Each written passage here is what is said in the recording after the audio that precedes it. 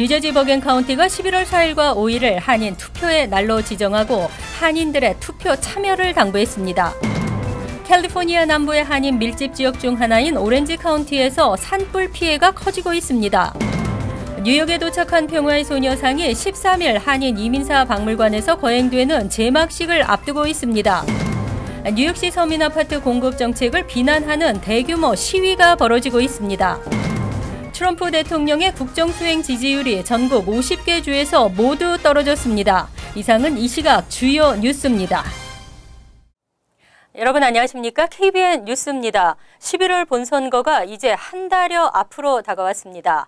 뉴저지 한인 밀집 지역인 버겐 카운티는 조기 투표를 적극 홍보하고 있는데요. 선거일 전 주말인 4일과 5일을 한인 투표의 날로 지정하고 한인들의 투표 참여를 당부했습니다. 보도에 지한샘 기자입니다.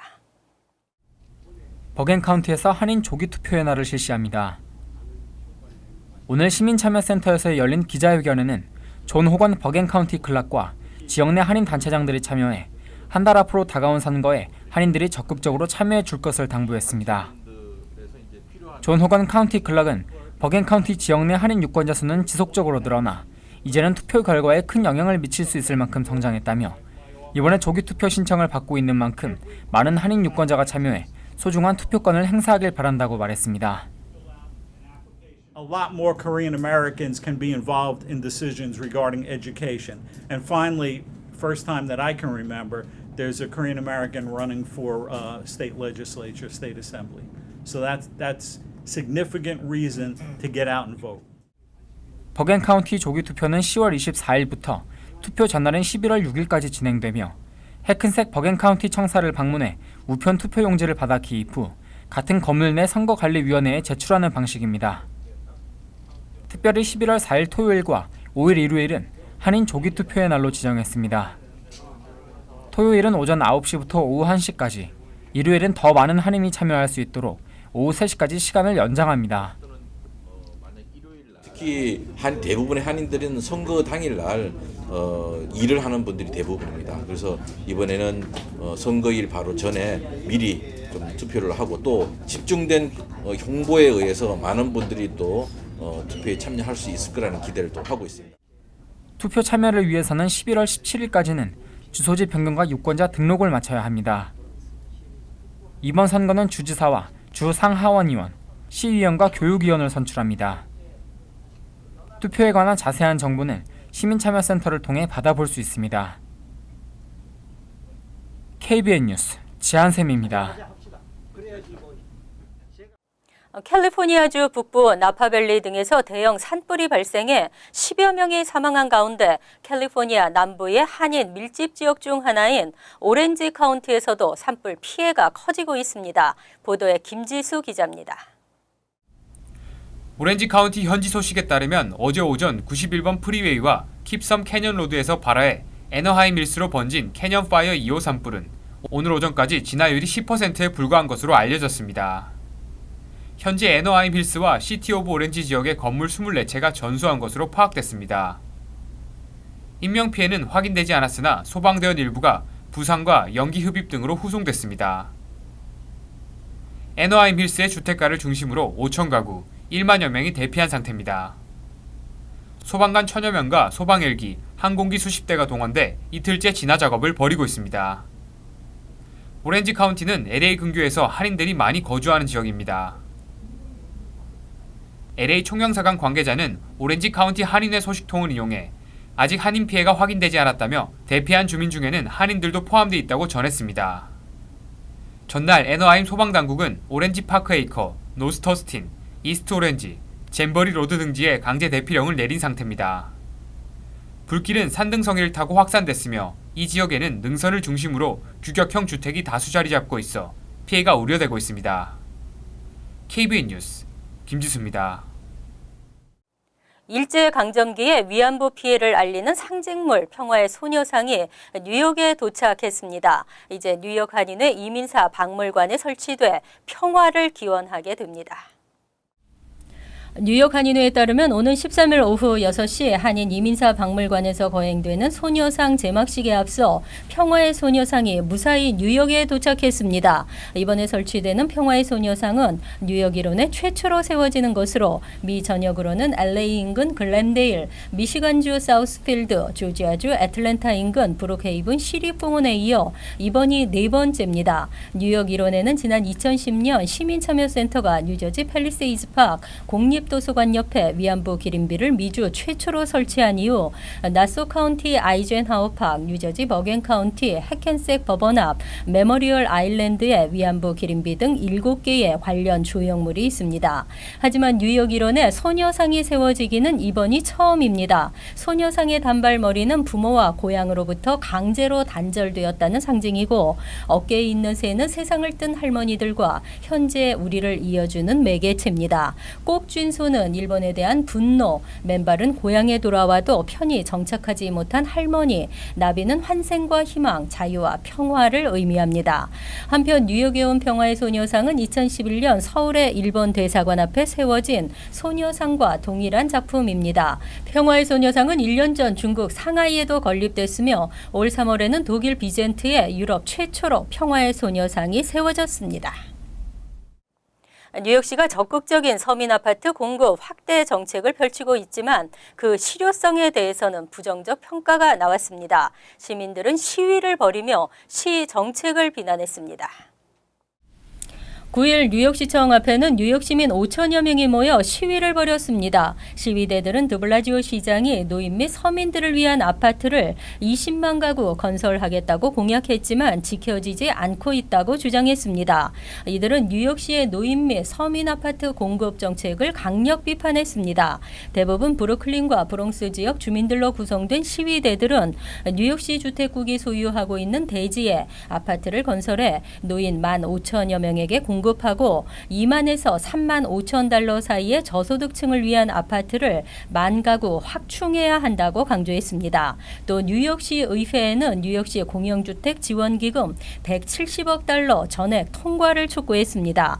시위대들은 주택 문제가 해결되지 않는다면 시위를 멈추지 않겠다고 말했습니다. 한편 뉴욕시 서민 아파트는 분양과 입주자 모집이 잇따르고 있지만 정작 서민이 들어가지 못하거나 수입이 높은 거주자가 버젓이 사는 경우도 드러났습니다. 최근에는 일부 서민 아파트 입주 대기자 명단 순서가 조작됐다는 감사 결과가 발표돼 파문이 일기도 했습니다.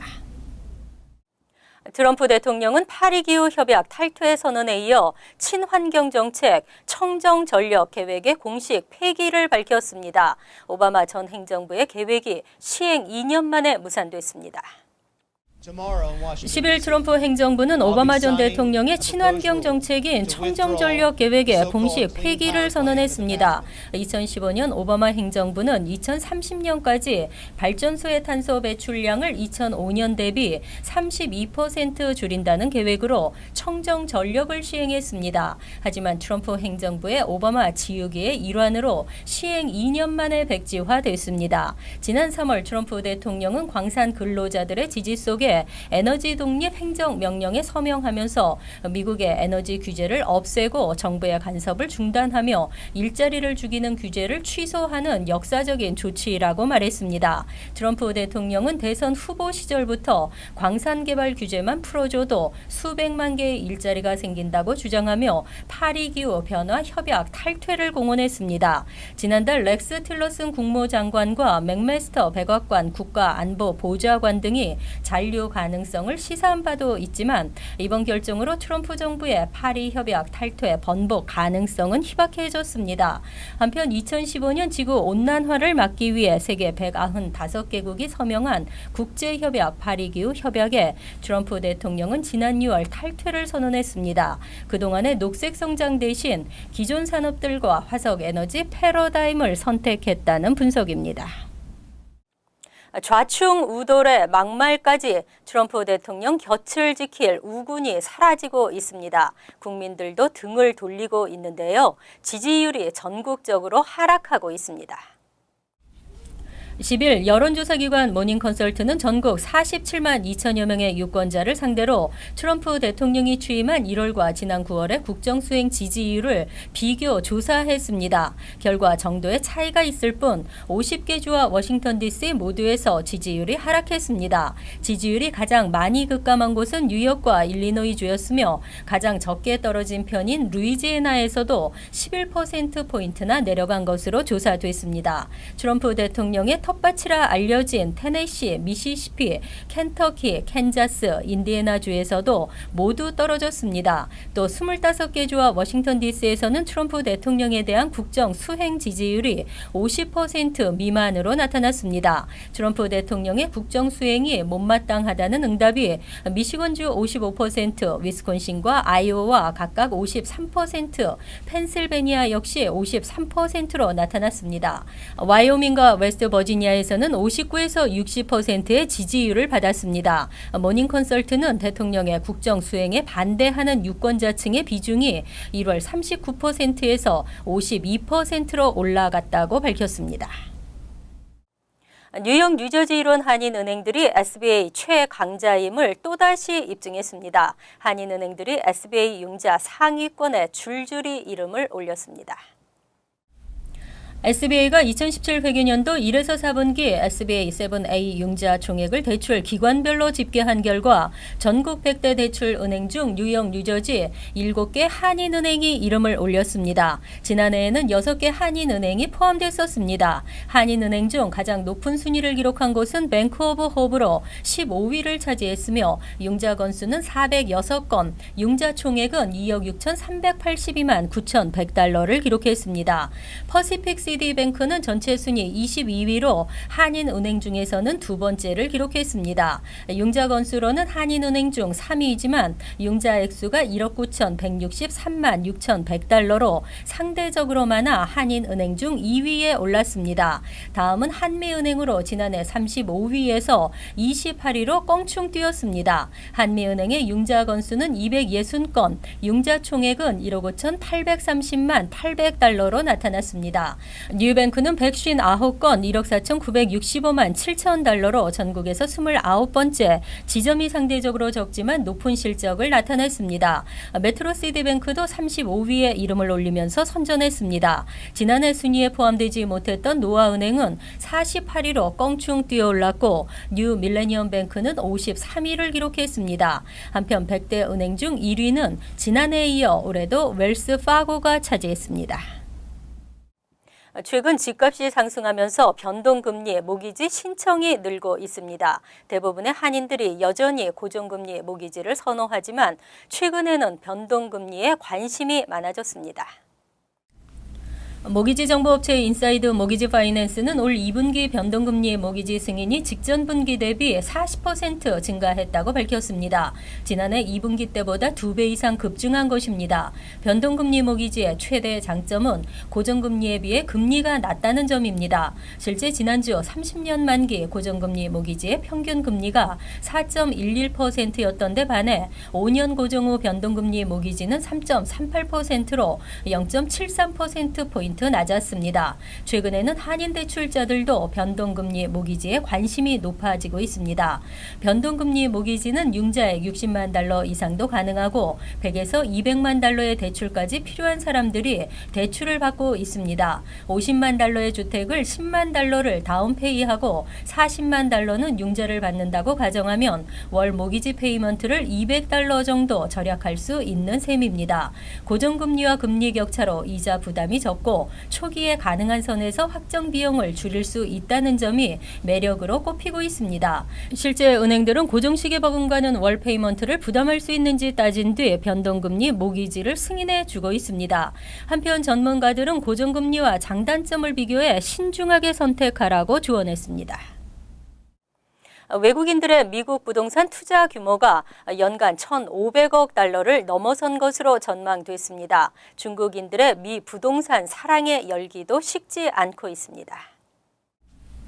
블룸버그는 최근 2016년 4월부터 2017년 3월까지 1년간 외국인들이 구입한 미국 부동산 총액이 1,530억 달러에 이른다고 보도했습니다. 지난해 같은 기간 투자 총액이 1,000억 달러를 조금 넘은 것을 감안하면 약 50%나 급등한 것입니다. 미국 부동산 구입 규모는 중국인들이 약 320달러로 가장 큰 비중을 차지했고, 이어 캐나다, 멕시코, 영국 등의 순으로 나타났습니다. 하지만 최근에는 인도인들의 부동산 투자가 눈에 띄게 급증했습니다.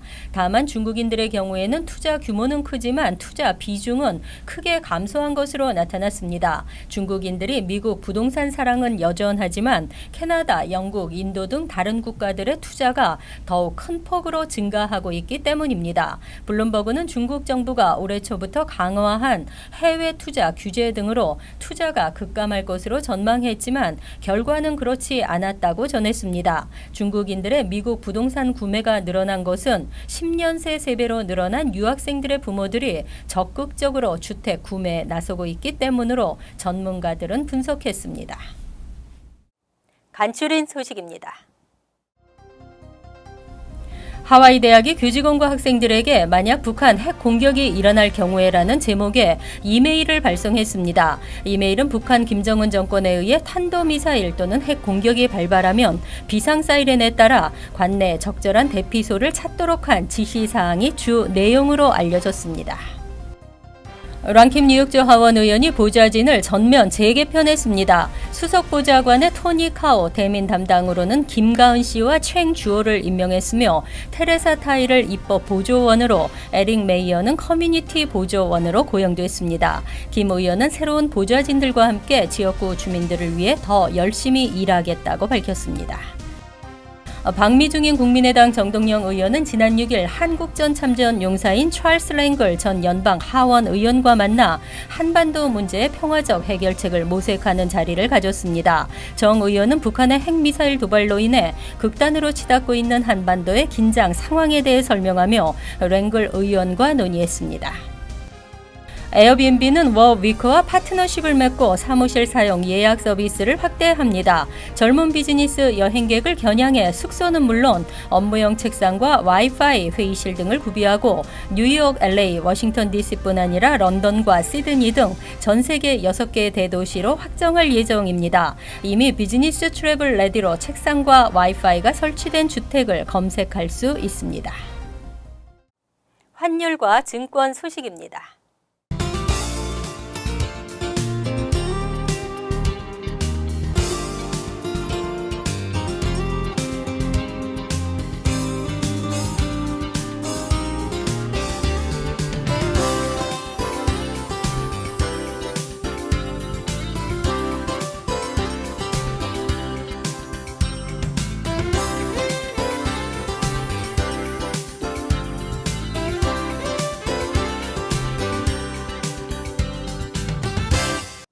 이어서 날씨입니다.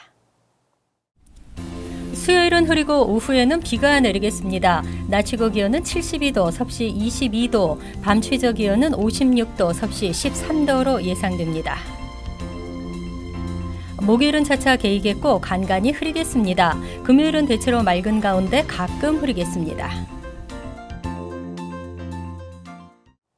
이상으로 KBN 뉴스를 마칩니다. KBN과 함께 편안한 하루 되시기 바랍니다.